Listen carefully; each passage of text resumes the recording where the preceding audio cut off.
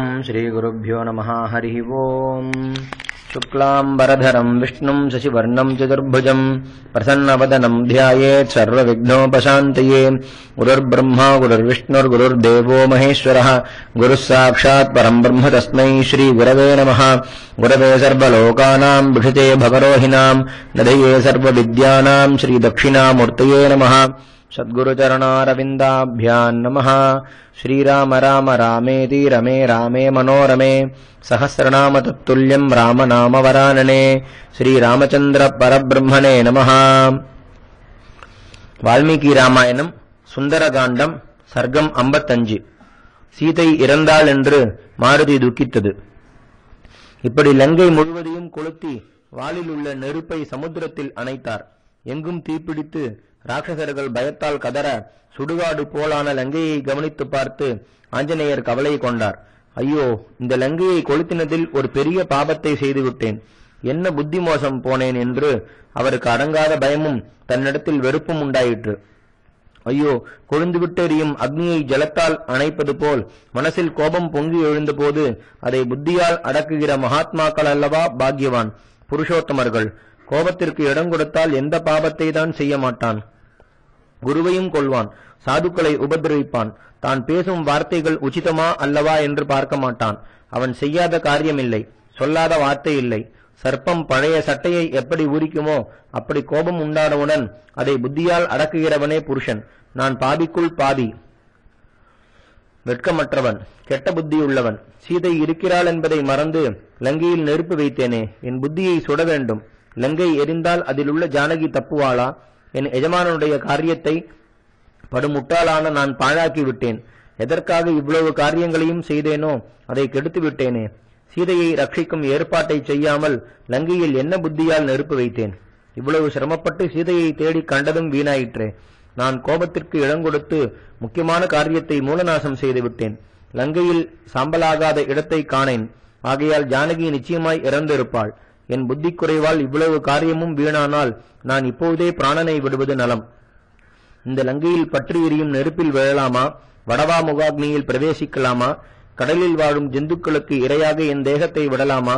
நான் செய்ய வந்த சகல காரியங்களையும் கெடுத்து சுக்ரீவனையும் ராமலட்சுமணர்களையும் எந்த தைரியத்தால் பார்ப்பேன்? இப்படி கோபத்திற்கு இடம் கொடுத்து மகா பாபத்தை செய்ததால் நான் குரங்கென்றும் என் ஜாதி சுபாவமான சாபல்யத்தை காட்டிக்கொண்டேன் என்றும் 3 லோகங்களிலும் பிரசித்தியாகும். சீதையை ரட்சிக்க எனக்கு சக்தி இருந்தும் கோபத்திற்கு இடம் கொடுத்து அப்படி செய்ய மறந்தேனே. இதற்கு காரணமான ரஜோகுணத்தை சுட வேண்டும். அது கட்டிற்கு அடங்காதது, ஸ்திரமில்லாதது. சீதை இறந்ததை கேட்டால் ராமலட்சுமணர்கள் இறப்பார்கள். உடனே சுக்ரீவனும் அவனை சேர்ந்தவர்களும் உயிரை விடுவார்கள். அதை கேட்டு ராமனிடத்தில் சகல பிராணங்களையும் வைத்திருக்கும் பரதன் உடனே இறப்பான். அந்த தர்மாத்மா போனவுடன் அவனுடைய நிழல் போன்ற சத்ருக்னன் உயிரோடு இருப்பானா? இப்படி இக்ஷ்வாகு குல வம்சம் அழிந்தால் சகல பிரஜைகளும் துக்கத்தால் துடிப்பார்கள். ஆகையால் புருஷார்த்தங்களை நன்கு சம்பாதிக்காமல் கோபத்திற்கு இடம் கொடுத்து கோபத்திற்குட்பட்ட நான் இந்த பிரபஞ்சம் முழுவதும் நாசமடைவதற்கு காரணமாகிறேன். என்னை போன்ற பாக்கியஹீனனும் உண்டோ என்று கவலை கொண்டார். சீதையை தேடி காணாமல் மனம் சோர்ந்து அவர் உயிரை விட நிச்சயித்திருக்கையில் சுபசகுணங்கள் நேர்ந்தது போல் இப்பொழுதும் உண்டாயின. அதை கண்டு மாருதி ஆச்சரியமடைந்து, ஒருவேளை அந்த புண்ணியவதி தன் மகிமையால் ஏன் ரட்சிக்கப்படக்கூடாது? சகல மங்களங்களுக்கும் இருப்பிடமான ஜானகிக்கு நரகம் உண்டோ? நெருப்பு நெருப்பை கொளுத்துமா? அளவற்ற பராக்கிரமசாலியான ராமமூர்த்தியின் பாரியை அவருடைய தேஜஸாலும் தன் பதிவிரதா மகிமையாலும் ரட்சிக்கப்படுகையில் அக்னி பகவான் அவளை தொட முடியுமா? ராமனுடைய கிருபையாலும் சீதையின் புண்ணியவசத்தாலும் அந்த அக்னி என்னையே கொளுத்தவில்லையே. லக்ஷ்மண பரத சத்ருக்னர்கள் பூஜிக்கும் தேவதையும் ராகவனுக்கு பிரிய பாரியமானவள் நாசமடைவாளா? பதார்த்தங்களை எரிப்பதே தொழிலாயுள்ள அக்னி பகவானும் என் வாளை கொளுத்தாமல் இருக்க சீதையை மாத்திரம் எப்படி கொளுத்துவார் என்று யோசித்து சமுத்திர மத்தியிலிருந்து மைனாக பர்வதம் கிளம்பி தனக்கு உபகாரம் செய்த ஆச்சரியத்தை ஞாபகப்படுத்திக் கொண்டார். சீதை சத்தியம் தவறாதவள், இந்திரியங்களை அடக்கினவள், பர்த்தாவினிடத்திலேயே மனசை நாட்டினவள். அக்னி அவளை தொட்டால் எரிந்து போவானே ஒழிய அவளுக்கு அக்னியால் நாசமில்லை என்று சீதையின் பதிவிரதா தர்மத்தின் மகிமையை ஞாபகப்படுத்திக் கொண்டார். அப்போது ஆகாசத்தில் சஞ்சரிக்கும் சாரணர்கள், என்ன ஆச்சரியம், ஹனுமான் என்ன காரியம் செய்தார்? லங்கையில் உள்ள ராட்சச கிரகங்களில் ஒன்று பாக்கியில்லாமல் நெருப்பு வைத்தார். மலை குகையிலிருந்து ஜந்துக்கள் கதறுவது போல் லங்கையில் ராட்சசர்களும் ஸ்திரீகளும் சிறுவர்களும் கிழவர்களும் கோலாகலமாய் பெருங்கூச்சல் இடுகிறார்கள். லங்கையில் உள்ள அரண்மனைகளும் கோபுரங்களும் உப்பரிகைகளும் நெருப்புப்பட்டு அழிந்தன. ஆனால் ஜானகி யாதொரு அபாயமும் இல்லாமல் இருக்கிறாள். இதுவல்லவா ஆச்சரியம் என்று பேசிக்கொண்டதை மாருதி கேட்டார். இப்படி அநேக சுபசகுணங்களாலும் முக்கியமான காரணங்களாலும் சாரணர்களுடைய வாக்கியங்களாலும் சந்தோஷமடைந்தார். பிறகு தன் எண்ணங்கள் நிறைவேறி சீதையை மறுபடியும் பிரத்யட்சமாய் பார்த்து திரும்பி போகலாம் என்று முடிவு செய்தார். வால்மீகி ராமாயணம் சுந்தரகாண்டம் சர்க்கம் 56. மாருதி சீதையினிடம் உத்தரவு பெற்றது. பிறகு சிம்சுபா விருட்சத்தின் அடியில் உட்கார்ந்திருக்கும் சீதையை கண்டு நமஸ்கரித்து, அம்மா, இந்த லங்கை முழுவதும் பற்றி எரியும் பொழுது தாங்கள் தெய்வானுகிரகத்தால் யாதொரு அபாயமும் இல்லாமல் தப்பினது என் பாக்கியமே. நான் திரும்பி போகும்படி உத்தரவு செய்ய வேண்டும் என்று பிரார்த்தித்தார். அவர் புறப்பட தயாராய் இருப்பதைக் கண்டு சீதை அவரை பிரியத்துடன் அடிக்கடி பார்த்து, இவன் அசோகவனத்தை முறித்து ராட்சச வீரர்களை நாசம் செய்து லங்கையை கொளுத்தின மகா பராக்கிரமசாலி. ராகவனிடத்தில் போய், இந்த ராட்சசர்கள் எனக்கு எம்மாத்திரம், ஒரு க்ஷணத்தில் அவர்களை கொன்று சீதையை நானே கொண்டு வருகிறேன் என்று சொன்னாலும் சொல்வான். ஆனால் அது ராமனுக்கு குறைவு, எனக்கும் இஷ்டமில்லை. அதை தடுக்க வேண்டும் என்று ராமனிடத்தில் தான் வைத்த சிநேகத்தை குறிக்கும்படி, ஆஞ்சநேயா, நீ ஒருவனே இங்கிருக்கும் சகல சத்துருக்களையும் நாசம் செய்து என்னை இங்கிருந்து மீட்டுப் போக சமர்த்தன். அது உனக்கு அபார கீர்த்தியை கொடுக்கும், ஆனால் ராகவனுடைய கீர்த்தியை குறைக்கும். ராமன் பானவர்ஷத்தால் ரங்கையை மறைத்து சத்துருக்களை ஹதம் செய்து என்னை அழைத்துப் போவதல்லவா அவருடைய கீர்த்திக்கும் வீரியத்திற்கும் ராவணன் செய்த அவமானத்திற்கும் அழகு. ஆகையால் யுத்தத்தில் பின்வாங்காத அந்த சூரனுடைய பராக்கிரமம் எப்படி விளங்குமோ அப்படி நன்றாய் ஆலோசித்து செய்ய வேண்டியது என்றாள். இப்படி யுக்திக்கு ஒத்தும் வினயமாகவும் ராமகாரியத்திற்கு அனுகூலமாயும் சீதை சொன்ன வார்த்தைகளை கேட்டு ஆஞ்சநேயர், அம்மா, தங்கள் இஷ்டப்படியே ரகுவீரன் வானர சைன்யங்களுடன் அதிசீக்கிரத்தில் இங்கே வந்து சகல சத்துருக்களையும் யுத்தத்தில் நாசம் செய்து தங்களை அழைத்து போவார். இது நிச்சயம் என்று ஜானகியை சமாதானம் செய்து திரும்பி போக உத்தேசித்து சீதையை நமஸ்கரித்தார். பிறகு மாருதி தான் வந்த காரியம் நிறைவேறினதால் பிரபுவான ராகவனை பார்க்க ஆவல் கொண்டு அரிஷ்டம் என்ற பர்வதத்தில் ஏறினார். அதில் உன்னதமான பத்மக விருட்சங்கள் செழித்து வளர்ந்தன. வனவரிசைகளால் கருப்பாக காணப்பட்டது. கொடிமுடியின் நடுவில் தொங்கும் மேகங்கள் உத்தரியத்தை போல் விளங்கின. மங்களகரமான சூரிய கிரணங்கள் என்ற கைகளால் தட்டி எழுப்பப்பட்டு அந்த பர்வதம் தாதுக்கள் என்ற கண்களை விழித்து பார்த்து கம்பீரமாய் சப்திக்கும் மலையருவிகள், சிஷ்யர்கள் வேதங்களை அத்தியனம் செய்வது போலும், மலைச்சாரல்களில் விழும் நீர்தாரைகள் இனிமையாய் பாடுவது போலும், ஆகாயத்தை அளாவியிருக்கும் தேவதாரு மரங்களால் கைகளை உயரத் தூக்கிக் கொண்டிருப்பது போலும், கற்பாறைகளிலிருந்து கீழே விழும் சுனைகளால் அழுவது போலும், காற்றில் ஆடும் கருத்த எழிலை பாலை மரங்களால் நடுங்குவது போலும், காற்றால் அசைக்கப்பட்ட மூங்கில்களால் கூவுவது போலும், பயங்கரமான சர்ப்பங்களின் சுவாசத்தால் கோபம் மிகுந்து பெருமூச்சு விடுவது போலும், பனியால் மூடப்பட்டிருக்கும் குகைகளால் தியானம் செய்வது போலும், மேகங்கள் இறங்கி சஞ்சரிப்பது போலும் இருக்கும். மலைத்தாழ்வரைகளால் நாற்புறங்களிலும் நடப்பது போலும், மேக மாலைகளால் அலங்கரிக்கப்பட்ட சிகரங்களால் ஆகாசத்தில் வளர்வது போலும் இருந்தது. மாருதியின் பாதங்களால் உடைந்து முறிந்த குகைகளால் நிறைந்திருந்தது. ஆச்சா, பனை, அஸ்வகர்ணம் முதலிய விருட்சங்களாலும் மூங்கில்களாலும் பூக்கொத்துக்களை உடைய கொடிகளாலும் மதுரமான பழம், கிழங்கு, வேறு முதலியவைகளாலும் பலவிதம் மிருகங்களாலும் தாதுக்களாலும் மலை அருவிகளாலும் கற்பாறைகளாலும் குகைகளில் வசிக்கும் சிம்மங்களாலும் புலிக்கூட்டங்களாலும் மகர்ஷி, யக்ஷ, கந்தர்வ, கிண்ணர, உரக கணங்களாலும் நிறைந்த அந்த பர்வதத்தில் ஆஞ்சநேயர் ராமனை பார்க்க ஆவல் கொண்டு சந்தோஷமாய் ஏறினார்.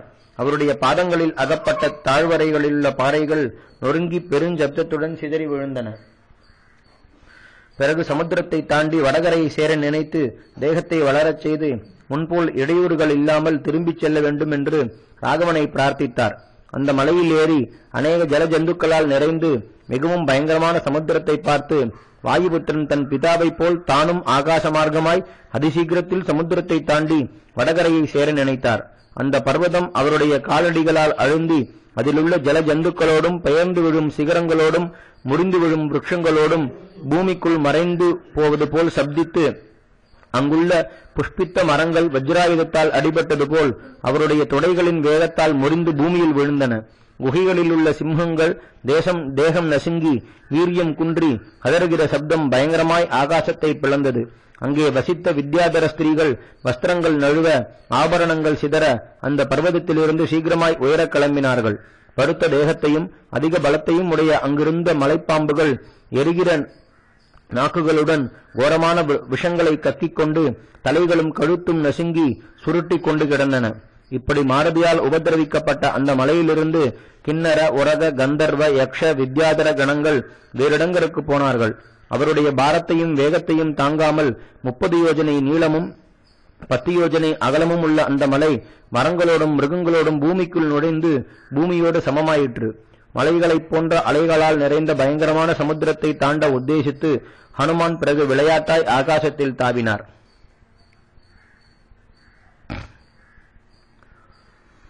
வால்மீகி ராமாயணம் சுந்தரகாண்டம் சர்க்கம் 57. மாருதி திரும்பி வந்தது.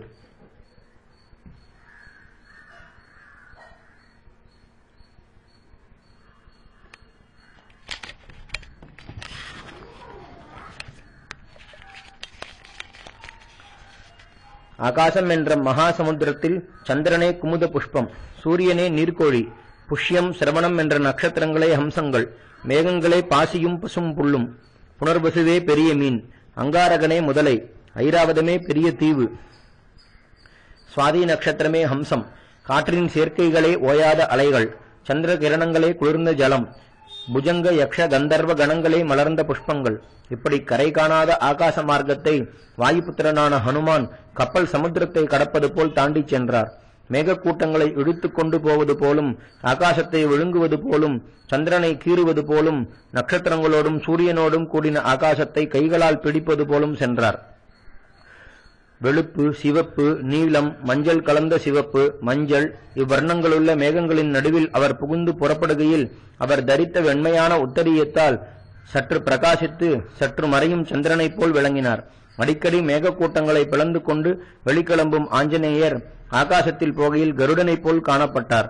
மேகங்கள் கர்ஜிப்பது போல் சிம்மநாதம் செய்து கொண்டு ஆஞ்சநேயர் ராட்சச வீரர்களை கொன்று தன் பெயரை இலங்கையில் பிரசித்தி செய்து அந்த நகரத்தை நாசம் செய்து ராவணனை வருத்தப்படுத்தி அவனுடைய பயங்கரமான சைன்யத்தை கலக்கி சீதையை கண்டு நமஸ்கரித்து மறுபடியும் சமுத்திரத்தை தாண்டி வந்தார். வழியில் மைனாக பர்வதத்தை கண்டு நடந்த விருத்தாந்தங்களை அவனுக்கு சொல்லி வில்லிலிருந்து விடப்பட்ட பானத்தைப் போல் அதிவேகமாய் கிளம்பி வந்தார். பிறகு மகாமேகம் போன்ற மகேந்திர பர்வதத்தை சமீபித்து பிரளயகால மேகங்கள் கர்ஜிப்பது போல் சகல திக்குகளும் நடுங்கும்படி ஜெயத்வனி செய்தார். அதிசீக்கிரத்தில் தன் சிநேகிதர்களை பார்க்க ஆசை கொண்டு தன் வாளை ஆட்டி மறுபடியும் கர்ஜித்தார். ஆகாச வீதியில் அடிக்கடி மாருதி கர்ஜிப்பதால் கிரக மண்டலங்களோடு கூடின அந்த பிரதேசம் பிளந்து விடுவது போல் இருந்தது. வடகரையில் மாருதியை ஆவலுடன் எதிர்பார்த்து கொண்டு உட்கார்ந்திருந்த வானர வீரர்கள் பெருங்காற்றில் அடித்துக் கொண்டு வரப்பட்ட மேகக்கூட்டங்களின் துணியைப் போன்ற ஹனுமானுடைய தொடை வேகத்தையும் சிம்மநாதத்தையும் கேட்டார்கள். ஏக்கம் பிடித்திருந்த அந்த வானரர்கள் எல்லோரும் மாருதியை பார்க்க ஆசை கொண்டிருக்கையில் ஜாம்பவான் மிகுந்த சந்தோஷத்துடன் சமஸ்த வானரர்களையும் சமீபத்தில் அழைத்து ஹனுமான் உத்தேசித்த காரியத்தை சகல விதத்திலும் முடித்து வருகிறான் என்பது நிச்சயம். இல்லாவிட்டால் இவ்வளவு தைரியமாகவும் சந்தோஷமாயும் சப்தம் செய்வானா என்றார். பிறகு ஹனுமானுடைய புஜங்கள் தொடைகளிலிருந்து உண்டான வேகத்தையும் துணியையும் கேட்டு வானரர்கள் சந்தோஷத்தால் தாவி குதித்தார்கள். அவர்கள் ஆஞ்சநேயரை பார்க்க விரும்பி மரத்திற்கு மரம், பர்வதத்திற்கு பர்வதம் தாவினார்கள். தூரத்தில் இருப்பவனை வஸ்திரங்களை விசிறி அடையாளம் காட்டி கூப்பிடுவது போல் அவர்கள் மரங்களின் நுனியில் இருந்து கொண்டு கிளைகளையும் கொம்புகளையும் அசைத்தார்கள். மலை குகைகளில் அடங்கின வாயு எப்படி கர்ஜிக்குமோ அப்படி ஹனுமான் கர்ஜித்துக் கொண்டே வந்தார். மகாமேகத்தை போல் அவர் கீழே இறங்குவதைக் கண்டு வானரர்கள் கைகூப்பி வணக்கமாய் நின்றார்கள். பிறகு விருட்சங்கள் அடர்ந்த மகேந்திர பர்வதத்தில் மற்றொரு பர்வதம் இறங்கினது போல் ஆஞ்சநேயர் தன் வேகத்தை அடக்கி இறங்கினார். சந்தோஷத்தால் தேகம் பூரிக்க அறுபட்ட இறக்குகளை உடைய பர்வதத்தை போல் மாருதி ஆகாசத்திலிருந்து இறங்கினார். உடனே சகல வானர சிரேஷ்டர்களும் ஆனந்தத்தால் மலர்ந்த முகங்களுடன் வெகு பிரீத்தியுடன் அந்த மகாத்மாவை சூழ்ந்து கொண்டு யாதொரு அபாயம் இல்லாமல் திரும்பி வந்த வானர வீரனுக்கு கிழங்குகளையும் பழங்களையும் காணிக்கையாய் கொடுத்தார்கள். ஜாம்பவான் முதலான வானர விருத்தர்களையும் அங்கதனையும் ஆஞ்சநேயர் நமஸ்கரிக்க அவ்விருவரும் அவரை உபசரித்தார்கள். சகல வானரர்களும் மெச்சினார்கள். பிறகு கண்டேன் சீதையை என்று நடந்த விருத்தாந்தங்களை சுருக்கமாய் தெரிவித்து அங்கதனுடன் கைகோர்த்துக் கொண்டு மகேந்திர பர்வதத்தில் ஒரு அழகான தோப்பில் உட்கார்ந்து கொண்டு வானரர்களை பார்த்து, மித்திரர்களே, நாம் இவ்வளவு சிரமப்பட்டு தேடின சீதையை கண்டேன். அசோகவனத்தில் இருக்கிறாள். கோர ராட்சசர்கள் அவளை வெகு ஜாகிரதையாய் காத்துக் கொண்டிருக்கிறார்கள். ஒற்றை பின்னலுடன் தலைமயிர் சடை விழுந்து தேகம் இழைத்து அழுக்கடைந்து ஆகாரமில்லாமல் மெலிந்து ராமனை பார்க்க ஆசை கொண்டு உத்தமமான பதிவிரதா தர்மத்தை அனுஷ்டித்து வருகிறாள் என்றார். அநேக அர்த்தங்கள் அடங்கின ஆஞ்சநேயருடைய வாக்கியங்கள் துக்கத்தாலும் கவலையாலும் வெந்த மனசில் அமிர்த தாரைகளைப் போல் விழுந்தவுடன் வானர வீரர்கள் எல்லாவற்றையும் மறந்து சிலர் சிம்மநாதம் செய்தார்கள், சிலர் கூவினார்கள், சிலர் கர்ஜித்தார்கள், சிலர் கிளகிளவென்று சப்தித்தார்கள். பிறகு ஒருவருக்கொருவர் போட்டியாய் கர்ஜித்தார்கள். சிலர் வாள்களை உயரத் தூக்கி பூமியில் அடித்தார்கள். சிலர் பர்வத சிகரங்களிலிருந்து பாய்ந்து மத யானையைப் போல் கம்பீரமாய் நிற்கும் ஆஞ்சநேயரை ஆலிங்கனம் செய்தார்கள். பிறகு அங்கதன் மாருதியின் வார்த்தையை கேட்டு வானர வீரர்களுக்கு நடுவில் விழுந்து, ஆஞ்சநேயா, இந்த விஸ்தாரமான சமுத்திரத்தை தாண்டி மறுபடியும் வந்த உனக்கு பராக்கிரமத்திலும் வலிமையிலும் நிகருண்டோ? எஜமானனிடத்தில் உனக்குள்ள பக்திக்கும் உன் வீரியத்திற்கும் பராக்கிரமத்திற்கும் எல்லையுண்டோ? சகல கீர்த்திக்கும் இருப்பிடமான ராமபாரியை பார்க்கும் பாக்கியத்தை பெற்றாயே. சீதையை பிரிந்த துக்கம் ராகவனுக்கு நீங்குவதற்கு நீயல்லவா காரணம் என்று கொண்டாடினான். பிறகு வானரர்கள் மாருதியையும் அங்கதனையும் ஜாம்பவானையும் சூழ்ந்து அந்த வானர வீரன் பெருங்கடலை தாண்டினதையும் லங்கையை பார்த்ததையும் சீதையை தரிசித்ததையும் ராவணனை கண்டு பேசினதையும் இன்னும் பல விருத்தாந்தங்களையும் விஸ்தாரமாய் கேட்க விரும்பி பெரிய பாறையில் ஹனுமானுக்கு எதிரே கைகூப்பி உட்கார்ந்தார்கள். தேவதைகள் இந்திரனை சூழ்ந்து உபசரிப்பது போல் அங்கதனை வானரர்கள் சூழ்ந்து நின்றார்கள். இப்படி மகா கீர்த்திசாலியான ஆஞ்சநேயரும் புகழ்பெற்ற அங்கதனும் இன்னும் மற்ற வானரர்களும் சந்தோஷமாய் உட்கார்ந்திருக்கையில் அந்த மகேந்திரகிரியின் சிகரம் காந்தியால் ஜொலித்தது. வால்மீகி ராமாயணம் சுந்தரகாண்டம் சர்க்கம் 58. மாருதி தன் யாத்திரையை வர்ணித்தது. பிறகு மாருதியும் மற்ற வானரர்களும் அந்த மகேந்திர பர்வதத்தின் சிகரத்தில் அளவற்ற ஆனந்தத்துடன் உட்கார்ந்திருக்கையில் ஜாம்பவான் சந்தோஷத்தால் மயிர்கூச்சல் அடைந்து வாயுபுத்திரனை பார்த்து, மாருதே, சீதையை எப்படி கண்டுபிடித்தாய்? அவள் எந்த ஸ்திதியில் இருக்கிறாள்? குரூரனான ராவணன் அவளிடத்தில் எப்படி நடந்து கொள்கிறான்? இவை எல்லாவற்றையும் எங்களுக்கு வாஸ்தவமாகச் சொல். ராமனுடைய சந்நிதியில் எதை சொல்ல வேண்டியதென்றும் எதை மறைக்க வேண்டியதென்றும் இனிமேல் செய்ய வேண்டிய காரியம் இன்னதென்றும் நிச்சயிப்போம் என்றார். அப்போது ஆஞ்சநேயர் சந்தோஷத்தால் மயிர்கூச்சலுடன் கைகூப்பி ஜானகியை மனசால் நமஸ்கரித்து பின்வருமாறு சொல்ல ஆரம்பித்தார். நீங்கள் பார்த்து கொண்டிருக்கும் பொழுதே இந்த பர்வதத்திலிருந்து ஆகாசத்தில் தாவி சமுத்திரத்தை தாண்டி தெற்கு கரை சேர உத்தேசித்து புறப்பட்டேன் அல்லவா? வழியில் ஓர் பர்வதம் தங்கமயமான கொடிமுடிகளுடன் திடீரென்று கிளம்பிற்று. அது வழிமறிப்பதைக் கண்டு என் பிரயாணத்திற்கு இடையூறென்றே எண்ணினேன்.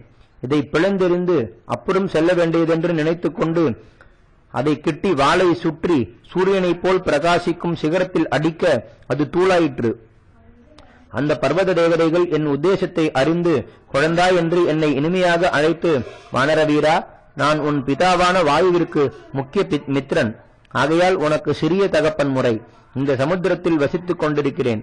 மைனாகம் என்று எனக்கு பெயர். பூர்வ காலத்தில் பர்வதங்கள் இறக்கைகளுடன் நினைத்த இடங்களுக்கெல்லாம் சஞ்சரித்து லோகத்தில் அதிக உபதிரவம் செய்து கொண்டிருந்தன. அதை கேட்டு மகேந்திரன் வஜ்ராயுதத்தால் அவைகளின் இறக்கைகளை அறுத்தான். அப்போது உன் பிதா என்னை இந்த சமுத்திரத்தில் அடித்துக் கொண்டு வந்து தள்ளி அந்த கஷ்டத்தை அனுபவிக்காமல் இருக்கும்படி காப்பாற்றினார். மேலும் ராமன் தர்மாத்மாக்களுக்குள் சிரேஷ்டர். பராக்கிரமத்தில் மகேந்திரனுக்கு சமமானவர். அவருக்கு நான் ஒத்தாசை செய்ய வேண்டியது அவசியம் என்றது. உடனே நான் உத்தேசித்து போகும் காரியத்தை அவருக்கு தெரிவித்து உத்தரவு பெற்றுக் கொண்டு சென்றேன். மைனாகம் மனுஷ்ய சரீரத்தை மறைத்து பர்வத ரூபமாய் சமுத்திரத்தில் இருந்தது. பிறகு நான் அதிவேகத்துடன் ஆகாசத்தில் வெகுநேரம் சென்று கொண்டிருந்தேன். அப்போது நாகங்களுக்கு மாதாவான சுரசை என்ற தேவஸ்திரீ சமுத்திரத்திலிருந்து என்னை அழைத்து, வானர சிரேஷ்டா, தேவர்கள் உன்னை எனக்கு ஆகாரமாய் கொடுத்திருக்கிறார்கள். வெகு காலமாய் உன்னை எதிர்பார்த்து கொண்டிருந்தேன். இன்று கிடைத்தாய். உன்னை தின்னப் போகிறேன் என்றாள். அதை கேட்டு நான் கைகூப்பி வணங்கி தீனமான முகத்துடன், அம்மா, தசரத புத்திரனான ராகவன் மகா பராக்கிரமசாலி, தேஜஸ்வி. ஒரு காரியமாய் லக்ஷ்மணன் என்ற தம்பியோடும் சீதை என்ற பாரதியோடும் தண்டகாவனத்தில் சஞ்சரித்துக் கொண்டிருக்கையில் ராவணன் என்ற துராத்மா சீதையை அபகரித்தான். நான் ராமனுடைய ஆக்ஞையால் அவளை கண்டுபிடிக்க செல்லுகிறேன். ராமனுடைய ராஜ்யத்தில் வசித்துக் கொண்டிருக்கும் நீ அவருக்கு சகாயம் செய்ய வேண்டாமா? அப்படியும் இஷ்டமில்லாவிட்டால் நான் சீதையை கண்டு ராமனுடைய விருத்தாந்தத்தை அவளுக்கு தெரிவித்து அவளுடைய க்ஷேமத்தை ராமனுக்கு சொல்லி இங்கே வந்து உன் வாயில் பிரவேசிக்கிறேன். இது சத்தியம் என்றேன். நினைத்த ரூபங்களை எடுக்கக்கூடிய சுரசை என் கண்ணீர் பட்ட ஒருவனும் என்னை தப்பிப்போக முடியாதென்றாள். உடனே நான் 10 யோஜனை அளவு என் தேகத்தை வளர்த்தேன். அவள் அதற்கு தகுந்தபடி வாயை வளர்த்தாள். நான் உடனே என் தேகத்தை சுருக்கி கட்டை விரலளவு செய்து அவளுடைய வாயில் பாய்ந்து ஒரு க்ஷணத்தில் வெளியில் வந்தேன். பிறகு சுரசை தன் நிஜரூபத்துடன் என்னை பார்த்து, குழந்தாய், நீ போகும் காரியம் கைகூடட்டும், சீதையையும் ராமனையும் சேர்த்து வைப்பாய், உனக்கு சகல மங்களங்களும் உண்டாகட்டும், உன்னிடத்தில் விசேஷ பிரீத்தி வைத்தேன் என்றாள். அப்போது சகல பிராணிகளும் நல்லது நல்லது என்று என்னை கொண்டாடின. பிறகு நான் விசாலமான ஆகாசத்தில் கருடனைப் போல் அதிவேகமாய் செல்லுகையில் திடீரென்று என் வேகம் அடங்கிற்று. செல்ல முடியவே இல்லை. சகல திக்குகளிலும் பார்க்கையில் ஒன்றும் காணப்படவில்லை. இது என்ன ஆச்சரியம்! வேகமாய் போய்க் கொண்டிருந்த எனக்கு இந்த இடையூறு நேர்ந்த காரணம் என்ன? யாதொரு பிராணியையும் நான் போகும் வழியில் காணவில்லையே. என் நிழலை யாரோ பிடித்து தடை செய்கிறார்கள் என்று சற்று யோசித்து துக்கித்து கீழே பார்க்கையில் ஜலத்தில் ஒரு பயங்கரமான ராட்சசி படுத்திருப்பதை கண்டேன். அவள் என்னை பார்த்து இடிபோல் சிரித்து, பரபரப்பில்லாமல் வெகு தைரியத்துடன், பர்வதம் போன்ற சரீரத்தை உடையவனே, வெகு காலமாய் நான் ஆகாரம் இல்லாமல் வருந்துகிறேன். உன் தேகத்தை எனக்கு ஆகாரமாய் கொடுத்து என்னை திருப்தி செய் என்றாள். நான் நல்லதென்று அவளுடைய வாயளவை காட்டிலும் அதிகமாக என் தேகத்தை வளர்த்தேன். அவள் என்னை விழுங்க போதுமான வரையில் தன் வாயை வளர்த்தாள். ஆனால் நான் நினைத்த ரூபங்களை எடுக்கக்கூடியவன் என்று அவளுக்கு தெரியாது. நான் உடனே என் பெரிய ரூபத்தை சுருக்கி அவளுடைய வாயில் நுழைந்து ஹிருதயத்தை பிளந்து ஆகாசத்தில் தாவினேன். மலை போன்ற அந்த கோர ராட்சசி உடனே கைகளை உதறிக்கொண்டு சமுத்திரத்தில் விழுந்திருந்தாள். அப்போது ஆகாசத்தில் சஞ்சரிக்கும் சித்த சாரணர்கள் ஹனுமான் பயங்கரமான சிம்ஹிகையை கொன்றான் என்று சொல்ல கேட்டேன். பிறகு நான் உத்தேசித்த காரியத்தை நினைத்துக் கொண்டு ஆகாச வீதியில் வேகமாய் செல்லுகையில் சமுத்திரத்தின் தென்கரையில் மலைகளும் வனங்களும் லங்கா பட்டணமும் இருக்க கண்டேன்.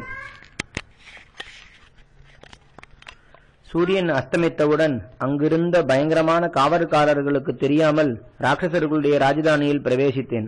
அப்பொழுது ஒரு ஸ்திரீ பிரளய கால மேகத்தைப் போல் சிரித்துக் கொண்டு திடீரென்று கிளம்பி என்னை தடுத்தாள். நெருப்பு கொழுந்து போன்ற தலைமயிரை உடைய அந்த ராட்சசி என்னை கொல்ல வருவதைக் கண்டு நான் இடது கைவிரல்களை மடக்கி அவளை குத்தி ஜெயித்து கீழே தள்ளி நகரத்தில் பிரவேசித்தேன். அப்போது அவள், மகானுபாவா, நான் லங்கா தேவதை, என்னை நீ ஜெயித்தபடியால் சகல ராட்சசர்களையும் ஜெயிப்பாய் என்றாள். பிறகு நான் அந்த ராத்திரி முழுவதும் லங்கை எங்கும் தேடி முடிவில் ராவணனுடைய அந்த புறத்திலும் நன்றாக பரிசோதித்து பார்த்தேன். சீதையை காணவில்லை. ஆகையால் நான் துக்க சமுத்திரத்தில் மூழ்கி கரை காணாமல் தபிக்கையில் ஓரிடத்தில் தங்க பிராகாரத்தால் சூழப்பட்ட ஓர் அழகான தோட்டத்தை கண்டேன். அந்த சுவற்றை தாண்டி குதித்து விருட்சங்கள் நிறைந்த அசோகவனத்தையும் அதன் நடுவில் ஒரு பெரிய சிம்சுபா விருட்சத்தையும் அதை சுற்றி ஸ்வர்ணமயமான வாழை தோட்டத்தையும் கண்டேன். அந்த சிம்சுபா விருட்சத்தின் சமீபத்தில் சிரேஷ்டமான வர்ணமுள்ள ஒரு ஸ்திரீ பெண் புலிகளால் சூழப்பட்ட மானை போல் இரத்த மாம்சங்களையே ஆகாரமாயுடைய கோர ராட்சசிகளால் சூழப்பட்டிருப்பதை கண்டேன். அவள் நல்ல யௌவன பருவத்தில் இருப்பவள். தாமரை இதழ்களைப் போன்ற நேத்திரங்களையும் உடையவள். ஆகாரத்தாலும் சோகத்தாலும் தேகம் இழைத்து முகம் வாடி தலைமயிர் புழுதி படிந்து ஒற்றை வஸ்திரத்துடன் உட்கார்ந்திருந்தாள்.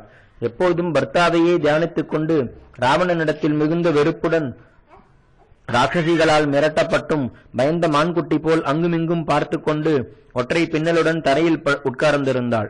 ஹேமந்த ருதுவில் தாமரை ஒடையைப் போல் விகார வர்ணத்தையுடைய சரீரத்துடன் இனி உயிரை வைத்துக் கொள்வதில்லை என்று நிச்சயித்திருந்தாள்.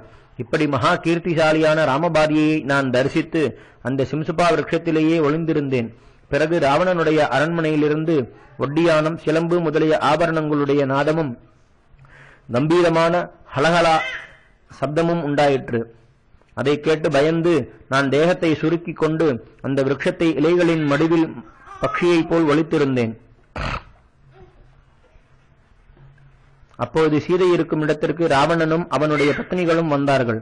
அவனைக் கண்டு பதிவிரதையான சீதை துடைகளை நெருக்கிக் கொண்டு கைகளால் ஸ்தனங்களை மறைத்துக் கொண்டாள்.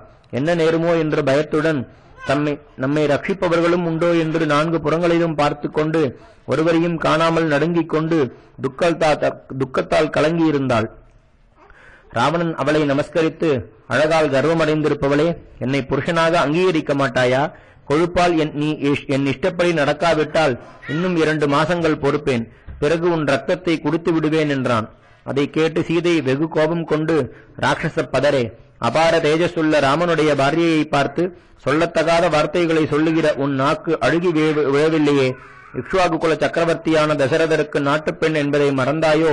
அயோக்யா, பாபி, என் பர்த்தாவில்லாத சமயத்தில் அந்த மகாத்மாவிற்கு தெரியாமல் என்னை அபகரித்து வந்தாயே. உன் வீரியத்தை சுட வேண்டும். ராகவனுக்கு நீ சமமாவாயா? அவருக்கு ஊழியம் செய்யக்கூட தகுந்தவன் அல்ல. சத்தியவானும் யுத்தத்தில் எல்லோராலும் கொண்டாடப்பட்டவரும் யஜ்யங்களை செய்தவருமான ரகுவீரன் எங்கே? நீ எங்கே என்றாள். சீதையின் கடுமையான வார்த்தைகளை கேட்டு ராவணன் கோபம் கொண்டு ஸ்மசானத்தில் சிதையில் எரியும் அக்னி போல் ஜொலித்துக் கொண்டு கண்களை உருட்டி விழித்து வலது கை விரல்களை மடக்கிக் கொண்டு சீதையை கொல்ல ஓடி வந்தான். அப்பொழுது அங்கிருந்த ஸ்திரீகள் ஹா ஹா என்று கத்தினார்கள்.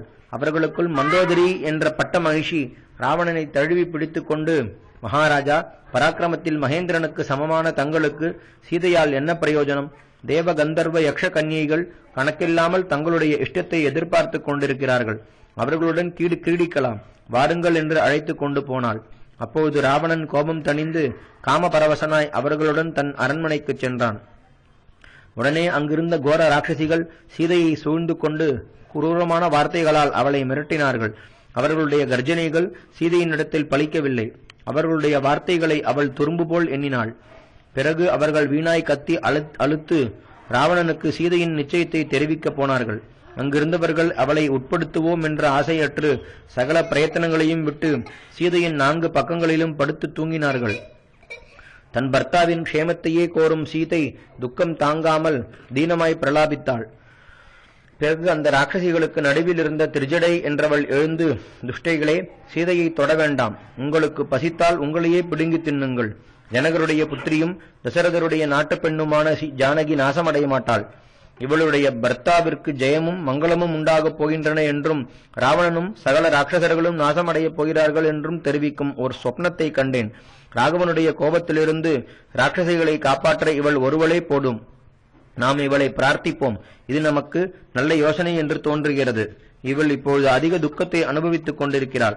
ஆனால் அதிசீக்கிரத்தில் சகல துக்கங்களும் நீங்கி உத்தமமான சுகத்தை அடைவாள் என்றாள்.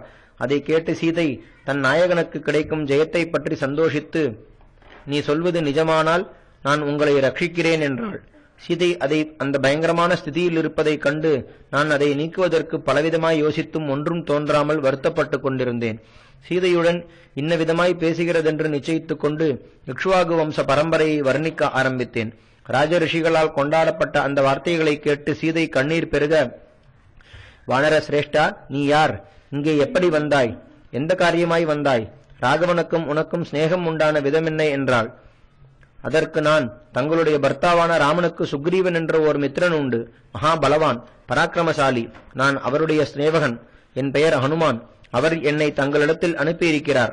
அந்த புருஷோத்தமன் நம்பிக்கை உண்டாகும்படி தன் மோதிரத்தை அடையாளமாய் என்னிடத்தில் கொடுத்து அனுப்பியிருக்கிறார். ஆகையால் தங்களுடைய கட்டளையை நிறைவேற்ற தயாராய் இருக்கிறேன். என்ன செய்யட்டும்? தங்களை ராமலட்சுமணர்களிடத்தில் சமீபத்தில் கொண்டு போய் விடட்டுமா? என்ன பதில் சொல்கிறீர்கள் என்று கேட்டேன். அதை கேட்டு சீதை என் சொரூபத்தை அறிந்து, ராகவன் சைன்யங்களுடன் இங்கே வந்து ராவணனையும் சகல ராட்சசர்களையும் யுத்தத்தில் கொன்று என்னை அழைத்து போகட்டும் என்றாள்.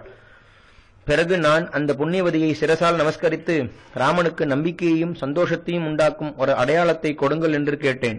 அப்போது தன் சூடாமணியை எடுத்து என்னிடத்தில் கொடுத்து, இதை ராமனுக்கு காட்டினால் நீ என்னை கண்டு பேசினாய் என்று நம்பி கௌரதை செய்வார். அஞ்சனேயா, என் விருத்தாந்தங்களை ராகவனுக்கு தெரிவிப்பாய்.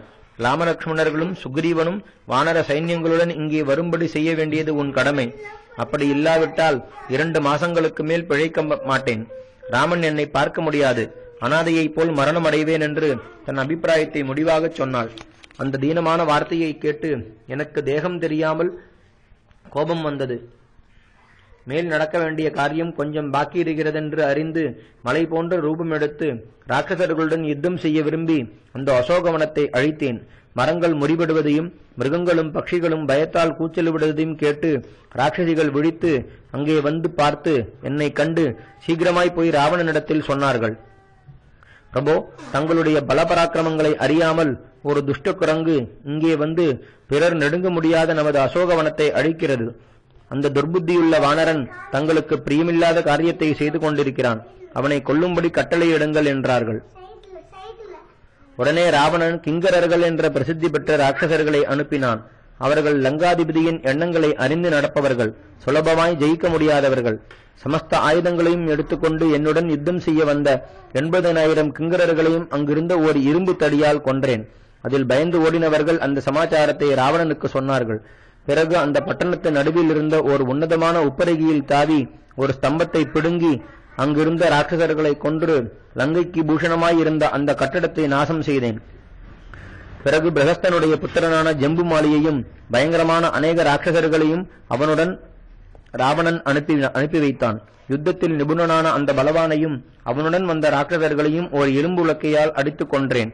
பிறகு ராவணன் மகா பலசாலிகளான 7 மந்திரி புத்திரர்களை கணக்கற்ற காலாக்களுடன் அனுப்பினான்.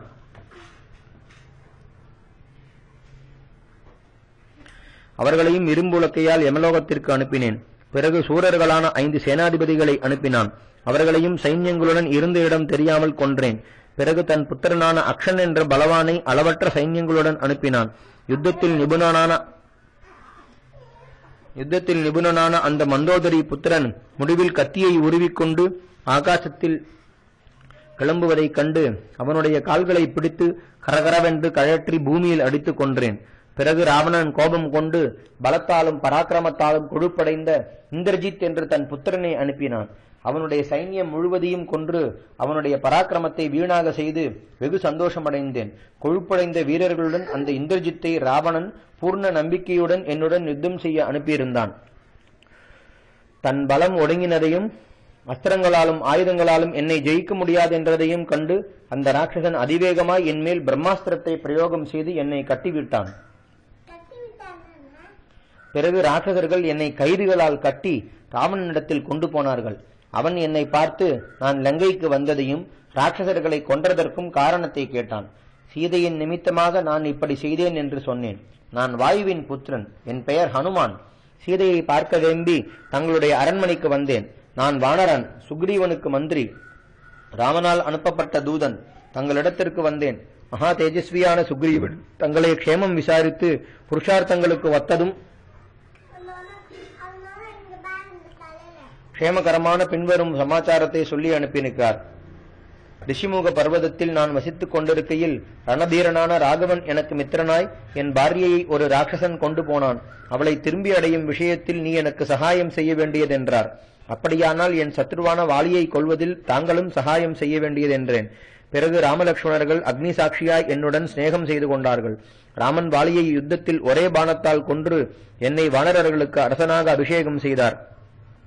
அவருக்கு சகல விதத்தாலும் நான் சகாயம் செய்ய வேண்டியிருக்கிறது. ஆகையால் என் தூதனை உன்னிடத்திற்கு அனுப்பியிருக்கிறேன். உடனே சீதையை கொண்டு வந்துவிடு. இல்லாவிட்டால் வானர வீரர்கள் உன் சைன்யங்களை அழிப்பார்கள். தேவர்கள் அடிக்கடி சகாயத்திற்காக பிரார்த்தித்து அழைத்து போகும் வானரர்களுடைய மகிமை யாருக்குதான் தெரியாதென்று சுக்ரீவ மகாராஜா தங்களுக்கு சொல்லி அனுப்பியிருக்கிறார் என்று சொன்னேன். அதை கேட்டு ராவணன் கோபத்தால் மெய்மறந்து என்னை எரித்து விடுவது போல் பார்த்தான். பிறகு அந்த துஷ்டன் என் மகிமையை அறியாமல் இவனை கொன்று விடுங்கள் என்று ஆக்ஞாபித்தான். அப்பொழுது அவனுக்கு தம்பியான விபீஷணன் மகா புத்திமான் ராவணனை பார்த்து, அண்ணா, இது நியாயமல்ல, இப்படி செய்யக்கூடாது. இது ராஜநீதிக்கு விரோதம். தூதர்களை கொல்லக்கூடாது என்று சாஸ்திரங்கள் விதிக்கின்றன. எஜமானனுடைய க்ஷேமத்தை கோருகிற தூதனிடத்தில் ஒப்புவிக்கப்பட்ட சமாச்சாரத்தை அவர் சொல்ல வேண்டியதல்லவா? அவன் விசேஷ அபராதம் செய்தாலும் அவனுடைய ரூபத்தை கெடுக்க வேண்டுமே ஒழிய கொல்லக்கூடாது என்பது நீதி சாஸ்திரம் என்று பிரார்த்தித்தான். இப்படி எனக்காக பரிந்து பேசின விபீஷணருடைய வார்த்தையை அங்கீகரித்து ராவணன் இந்த குரங்கின் வாளை கொளுத்தி விடுங்கள் என்று கட்டளையிட்டான். உடனே அங்கிருந்த குரூர ராட்சசர்கள் என்னை பாசங்களால் கட்டி கைகளாலும் முஷ்டிகளாலும் அடித்து என் வாளில் சணப்ப கயிறுகளையும் வஸ்திரங்களையும் சுற்றி தைலத்தில் நனைத்து நெருப்பு வைத்து பிறகு என்னை ராஜமார்க்கங்களிலும் மற்ற வீதிகளிலும் கட்டி இழுத்துக் கொண்டு ஜெயகோஷத்துடன் சென்றார்கள். நான் என் பெரிய ரூபத்தை சுருக்கி கட்டுக்களிலிருந்து விடுவித்துக் கொண்டு பழைய ரூபத்துடன் இரும்புலக்கையால் அவர்களை கொன்றேன். பிறகு அந்த நகர துவாரத்திற்கு சென்று பிரளய காலாக்னி பிராணிகளை கொளுத்துவது போல் வாளிலிருந்த நெருப்பால் அமெரிக்கையால் லங்கை முழுவதையும் கொளுத்தினேன். ஓரிடம் பாக்கி இல்லாமல் எங்கும் வெந்து சாம்பலாயிற்று. உடனே ஐயோ, புத்தி இல்லாமல் லங்கையில் நெருப்பு வைத்து சீதையையும் கொளுத்தி ராமனுடைய முக்கிய காரியத்தை கெடுத்து விட்டேனே என்று சொல்ல முடியாத துக்கமடைகையில் சாரணர்கள் லங்கை ஓரிடம் பாக்கி இல்லாமல் வெந்து போயும் சீதை அபாயமில்லாமல் இருப்பது என்ன ஆச்சரியம் என்று சொல்லிக் கொள்வதை கேட்டேன். மேலும் என் வாளில் எரியும் நெருப்பு பனிபோல் குளிர்ந்திருந்தது. என் மனசில் கொஞ்சமும் துக்கமில்லை. காற்று பரிமளமாய் வீசிற்று. கண் சுபமாய் துடித்தது. மகர்ஷிகளின் வார்த்தைகள் வீண் போகாதாகையால் சீதைக்கு அபாயமில்லை என்று சந்தோஷித்து மறுபடியும் அவளை தரிசித்து உத்தரவு பெற்றுக்கொண்டு அரிஷ்டம் என்ற பர்வதத்தில் ஏறி உங்களை பார்க்க ஆசை கொண்டு ஆகாசத்தில் கிளம்பினேன். வாயு, சந்திரன், சூரியன், சித்த கந்தர்வ கணங்கள் சஞ்சரிக்கும் ஆகாச மார்க்கமாய் இங்கே வந்து உங்களை கண்டேன். ராகவனுடைய மகிமையாலும் உங்களுடைய பிரபாவத்தாலும் சுக்ரீவன் கட்டளையிட்ட சகல காரியங்களையும் என்னால் கூடிய வரையில் செய்து முடித்தேன். மேல் நடக்க வேண்டியவைகளை நீங்களே செய்து முடிக்க வேண்டியது. வால்மீகி ராமாயணம் சுந்தரகாண்டம் சர்க்கம் 59. மாருதி வானரர்களுடன் ஆலோசித்தது. நாம் எல்லோரும் இப்பொழுதே லங்கைக்கு சென்று ராவணனை ஜெயித்து சீதையுடன் ராமலட்சுமணர்களை பார்ப்போம் என்று நீங்கள் சொல்லலாம். ஆனால் ராகவனுடைய பிரயத்தனங்களும் சுக்ரீவனுடைய உற்சாகமும் சீதையின் பதிவிரதா மகிமையால் நிறைவேறிற்றே ஒழிய வேறல்ல. அவளிடத்தில் என் மனஸ் எல்லையற்ற பக்தியுடன் இருக்கிறது. அப்படிப்பட்ட பிரபாவத்தையுடைய சீதையை தொற்றெடுத்தும் ராவணன் இன்னும் எப்படி பிழைத்திருக்கிறான் என்றால், அந்த ராட்சசராஜா கடும் தபஸ் செய்து அளவற்ற பலத்தையும் பராக்கிரமத்தையும் தேஜஸையும் பெற்றிருக்கிறான். சகல லோகங்களையும் ரட்சிக்கக்கூடியவன். கோபம் கொண்டால் அவைகளை நாசம் செய்யக்கூடியவனாகையால் சீதையை தொட்டும் அவன் சாம்பலாகவில்லை. ஆனால் சீதையின் பதிவிரதா மகிமை பலமற்றதென்று எண்ண வேண்டாம். சீதை கொஞ்சம் கோபித்தால் பிரளய காலாக்னியும் அதற்கு ஈடோ. நாயகன் இருக்கும்போது அவருடைய உத்தரவில்லாமல் தான் ஒன்றையும் செய்யக்கூடாது. ராவணனை ஜெயித்து கொன்றார் என்ற கீர்த்தி தன் பர்த்தாவிற்கு கிடைக்க வேண்டும். அதை கெடுக்கக்கூடாது என்று சகல கஷ்டங்களையும் பொறுத்திருப்பதை ஒழிய வேறென்ன? நடந்த காரியங்களை தங்களுக்கு தெரிவித்தேன். நாம் சீதையுடன் ராமலட்சுமணர்களை பார்க்க வேண்டும் என்று ஜாம்பவானும் மற்ற பெரியோர்களும் முடிவு செய்தால் எனக்கு ஆட்சேபனமில்லை. நான் ஒருவனே லங்கையையும் ராவணனையும் சகல ராட்சசர்களையும் ஒரு க்ஷணத்தில் நாசம் செய்வேன். நீங்கள் சூரர்கள், பலசாலிகள், தைரியசாலிகள், ஆயுத பிரயோகங்களில் நிபுணர்கள், ஜெயிக்க நிச்சயித்தவர்கள். நானும் உங்களுடன் சேர்ந்தால் கேட்க வேண்டுமோ? நான் ஒருவனே ராவணனையும் அவனுடைய சகோதரர்களையும் புத்திரர்களையும் சேவகர்களையும் சைன்யங்களையும் விளையாட்டாய் கொள்ள முடியும். இந்திரஜித் பிரயோகிக்கும் பிறர் கண்ணெடுத்தும் பார்க்க முடியாத பிரம்மாஸ்திரம், இந்திராஸ்திரம், வாயவியாஸ்திரம், வருணாஸ்திரம் முதலியவைகளை பொடியாக்குவேன். என் பராக்கிரமத்தால் இந்திரஜித்தை மயக்குவேன். நான் இடைவிடாமல் கல்மாரி பொழிய ஆரம்பித்தால் தேவர்களையும் கொள்வேன். ராட்சசர்களை பற்றி சொல்லவும் வேண்டுமோ? நீங்கள் உத்தரவு கொடுத்தால் அவர்களை கொல்வது எனக்கு ஒரு விளையாட்டு. சமுத்திரம் கரை புரண்டாலும் மேருமலை அசைந்தாலும் ஜாம்பவானை யுத்தத்தில் அசைக்கக்கூட சத்ரு சைன்யம் உண்டோ? சமஸ்த ராட்சசர்களுக்குள் சிரேஷ்டமான வீரர்களை வாலிபுத்திரன் ஒருவனே நாசம் செய்ய முடியாதா? பனசன், நீலன் என்றவர்களுடைய தொடைகளின் வேகத்தால் மேருமலையும் பிளக்குமே, மந்திரகிரியும் பொடியாகுமே. ராட்சசர்கள் எம்மாத்திரம்? மைந்தன், விதன் என்றவர்களோடு யுத்தம் செய்யக்கூடிய தேவாசுர, யக்ஷ, கந்தர்வ, உரக பக்ஷி கணங்களை காட்டுங்கள்.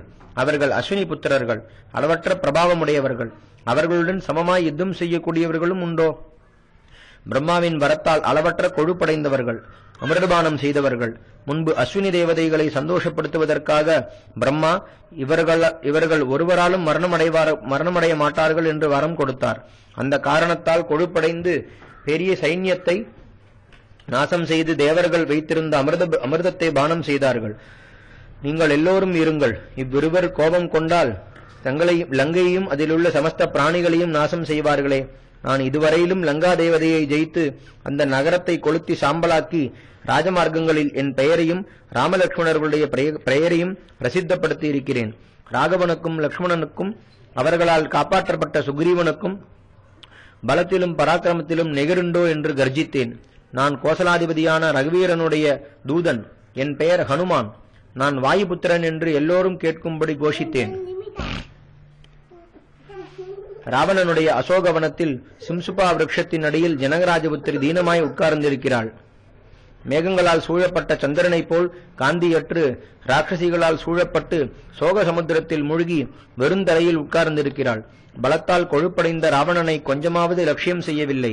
ரூபத்தில் நிகரில்லாத அந்த பதிவிரதை ராவணனால் சிறையில் வைக்கப்பட்டு ஜனகராஜபுத்திரியாயும் சகல மங்களங்களுக்கும் வாசஸ்தானமாயிருந்தும் இந்திரனை பிரிந்த இந்திராணியைப் போல் தன் பர்த்தாவையே தியானித்துக் கொண்டு அவரிடத்திலேயே சகல ஆசைகளையும் வைத்து ஒற்றை வஸ்திரத்துடன் தேகமெங்கும் அழுக்கடைந்து சோகத்தால் வாடி மெலிந்து என் நாதனுக்கு எப்பொழுது ஜெயமுண்டாகும், எப்பொழுது ராவணனை சம்ஹரிப்பார், எப்பொழுது என் துக்கம் தீரும் என்று ஆவலுடன் எதிர்பார்த்திருக்கிறாள். அசோகவனத்தில் கோரமான ராட்சசிகள் அவளை அடிக்கடி மிரட்டுவதை பார்த்தேன். ஒரே பின்னலுடன் சந்தோஷமற்று ராமனிடத்தில் நாடின மனசை உடையவளாய் வர்ணம் மாறி தரையில் படுத்துக்கொண்டு ஹேமந்த ருத்துவில் வாடி விகாரமடைந்த தாமரை உடையைப் போல் காணப்படுகிறாள். ராவணன் எவ்வளவு பிரார்த்தித்தும் அவனிடத்தில் கொஞ்சம் கூட மனசு வைக்காமல் உயிரை விட நிச்சயித்து மான்குட்டி போல் மிரண்ட கண்களுடன் 4 புறத்திலும் பார்த்து கொண்டிருப்பதையும் நான் கண்டேன். வெகு கஷ்டப்பட்டு அவளுக்கு என்னிடத்தில் நம்பிக்கை வரும்படி செய்து அவளுடன் பேசி சகல விருத்தாந்தங்களையும் சொன்னேன். ராகவனுக்கும் சுக்ரீவனுக்கும் ஏற்பட்ட சிநேகத்தை கேட்டு மிகவும் சந்தோஷித்தாள். ராமனிடத்தில் விசேஷ பக்தி வைத்திருப்பதாலும் தன் பதிவிரதா தர்மத்திற்கு குறைவு வரும் என்பதாலும் மகா அபராதம் செய்த ராவணனை கொல்லாமல் இருக்கிறாள். இது ராவணன் செய்த புண்ணியமே. ஆகையால் ராகவனே அவனை கொல்லக் கடவார். சீதை கேவலம் அதற்கு நிமித்தமே. ராவணனுடைய பராக்கிரமத்தையும் தவசையும் வரங்களையும் யோசித்தால் சீதையை காரணமாக்கி ராகவன் அவனை கொல்ல வேண்டும். சுபாவத்திலேயே மெல்லிய தேகமுடைய சீதை ராமனை பிரிந்ததால் பிரதமையில் அத்தியனம் செய்பவனுடைய வித்தையைப் போல் இழைத்திருக்கிறாள். இப்படி சீதை படும் கஷ்டங்களை என்னால் கூடிய வரையில் தெரிவித்தேன். இதற்கு எப்படி பதில் செய்ய வேண்டுமோ அதை குறைவில்லாமல் செய்ய வேண்டுவது உங்களை சேர்ந்தது என்றார். வால்மீகி ராமாயணம் சுந்தரகாண்டம் சர்க்கம் 60. அங்கதனுடைய யோசனை. அதை கேட்டு அங்கதன், ஹனுமான் சீதையை கண்டுபிடித்த பிறகு அவள் இல்லாமல் நான் ராமனிடத்தில் போவது யுக்தமல்ல. சீதையை கண்டோம், அழைத்து வரவில்லை என்று பராக்கிரமத்தில் பிரசித்தி பெற்ற நீங்கள் சொல்வது யுக்தமல்ல. தாண்டுவதிலும் பராக்கிரமத்திலும் தேவாசுரர்களிலாவது எந்த லோகங்களிலாவது நமக்கு நிகருண்டோ? ராட்சச வீரர்கள் ஹனுமானால் நாசமடைந்த பிறகு வேறென்ன செய்ய வேண்டியிருக்கிறது? ஜானகியை அழைத்துக் கொண்டே போவோம் என்றான். அப்போது விஷயங்களை நன்றாய் அறிந்த ஜாம்பவான் அங்கதனை பார்த்து பரம பிரீத்தியுடன், குழந்தாய், நீ சொல்லும் யோசனை யுக்தம்தான். ஆனால் ராகவனுடைய அபிப்பிராயத்தை ஒத்து அவர் உத்தேசித்த காரியம் கெடாமல் நடக்க வேண்டியதிருக்கிறதல்லவா என்றார்.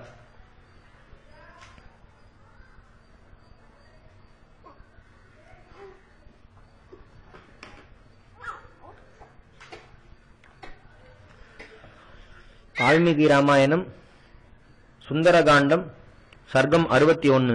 வானரர்கள் மதுவனத்தில் பிரவேசித்தது. அங்கதனும் மற்ற வானரர்களும் ஹனுமானும் ஜாம்பவானுடைய வார்த்தையை யுக்தமென்று அங்கீகரித்தார்கள்.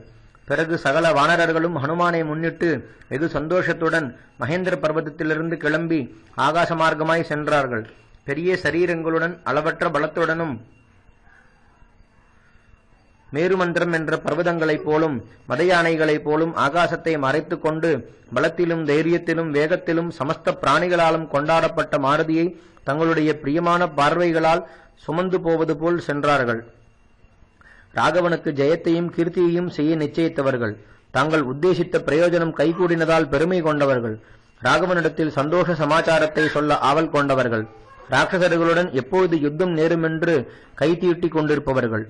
ராகவன் சுக்ரீவனுக்கு செய்த உபகாரத்திற்கு பிரத்யுபகாரம் செய்ய நிச்சயித்தவர்கள். விசாலமான மனசை உடையவர்கள்.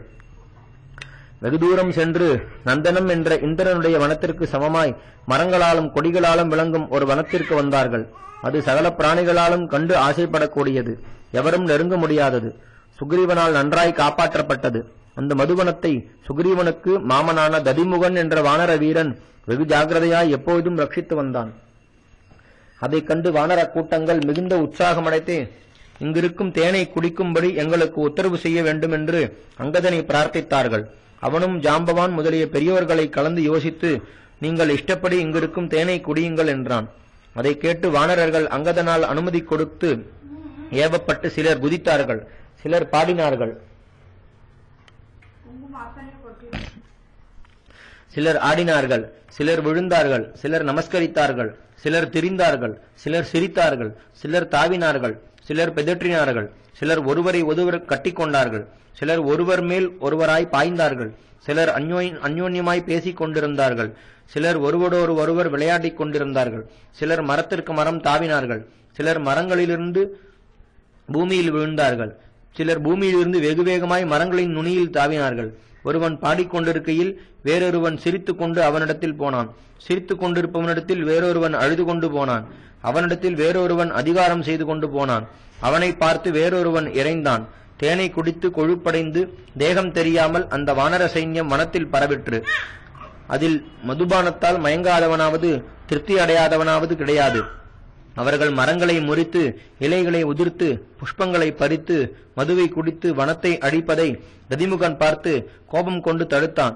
பெரிய வானர வீரர்கள் அவனை மிரட்ட மகா பிரதாபமுள்ளவனாகையால் அந்த வனத்தை ரட்சிக்க விரும்பி சிலரை நல்ல வார்த்தைகளாலும் சிலரை கடும் சொற்களாலும் சிலரை கலகத்தாலும் சிலரை அடிப்பதாலும் தடுத்து பார்த்தான்.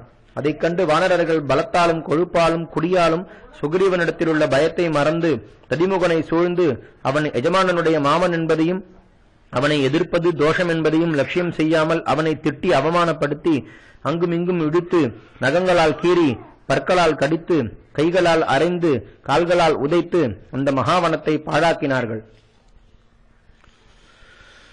வால்மீகி ராமாயணம் சுந்தரகாண்டம் சர்க்கம் 62. வானரர்கள் மதுவனத்தை அழித்தது. அப்போது ஹனுமான், வானரர்களே, நீங்கள் கவலைப்படாமல் எதேச்சையாய் தேனை குடியுங்கள். உங்களை தடுப்பவர்களை நான் பார்த்துக் கொள்கிறேன் என்றார். பிறகு அங்கதன் வெகு சந்தோஷத்துடன், சிநேகிதர்களே, இஷ்டப்படி தேனை குடியுங்கள். நமது காரியத்தை நிறைவேற்ற வந்த மாருதி சொல்லும் வார்த்தை அயுக்தமாயிருந்தாலும் அதை நாம் நிறைவேற்ற வேண்டியது அவசியம். இந்த விஷயத்தில் கேட்க வேண்டுமோ என்றான். வானரர்கள் எல்லோரும் அந்த வார்த்தையை நல்லது நல்லது என்று கொண்டாடி நதி பிரவாகத்தைப் போல் சீக்கிரமாய் மதுவனத்தில் பிரவேசித்தார்கள். பிறகு ஹனுமானை பார்த்ததாலும் சீதையின் க்ஷேமத்தை கேட்டதாலும் அங்கதன் உத்தரவு கொடுத்ததாலும் இருமாப்படைந்து அங்கிருந்த காவல்காரர்களை லட்சியம் செய்யாமல் பழங்களை பறித்து தின்று தேனை குடித்தார்கள். காவலர்கள் தடுத்த பொழுது எல்லோரும் ஒன்று சேர்ந்து அவர்களை அடித்து துரத்தினார்கள். சிலர் தொன்னைகளில் தேனை குடித்தார்கள். சிலர் தேனை வாரி எறிந்தார்கள். சிலர் தேனை குடித்து தேனடைகளை பிடிந்து விட்டெறிந்தார்கள். சிலர் தேன் மெழுகை மற்றவர்கள் மேல் விட்டெறிந்தார்கள். சிலர் தேனை குடித்து மயங்கி மரங்களின் அடியில் கிளைகளை பிடித்துக் கொண்டு தரையில் இலைகளை பரப்பி படுத்து தூங்கினார்கள். மதுபானத்தால் கொழுத்து பைத்தியம் பிடித்தவர்களைப் போல் ஒருவருக்கொருவர் சந்தோஷத்தால் இடித்துக் கொண்டார்கள். சிலர் போட்டி போட்டுக் கொண்டு குதித்தார்கள். சிலர் சிம்மநாதம் செய்தார்கள். சிலர் சந்தோஷம் தாங்காதது போல் கூவினார்கள். சிலர் ஒன்றும் தோன்றாமல் பூமியில் படுத்து தூங்கினார்கள். சிலர் ஏதோ ஒரு காரியத்தை செய்துவிட்டது போல் சிரித்தார்கள். அதை பார்த்து சிலர் வேறு சில காரியங்களை செய்தார்கள். சிலர் ஒரு காரியத்தை செய்துவிட்டு இதை நான் செய்தேன் என்று சொல்லிக் கொண்டார்கள்.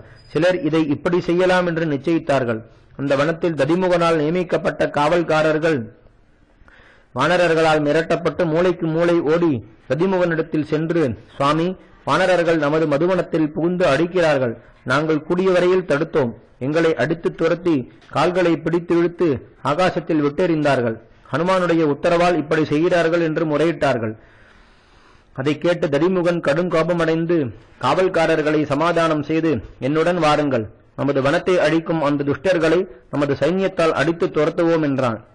பிறகு ததிமுகனும் காவல்காரர்களும் மதுவனத்தில் பிரவேசித்து மரங்களையும் கற்களையும் பாறைகளையும் எடுத்துக்கொண்டு ததிமுகனுடைய தைரியத்தால் தேனை குடித்துக் கொண்டிருக்கும் வானரர்கள் இருக்கும் இடத்திற்கு சென்றார்கள்.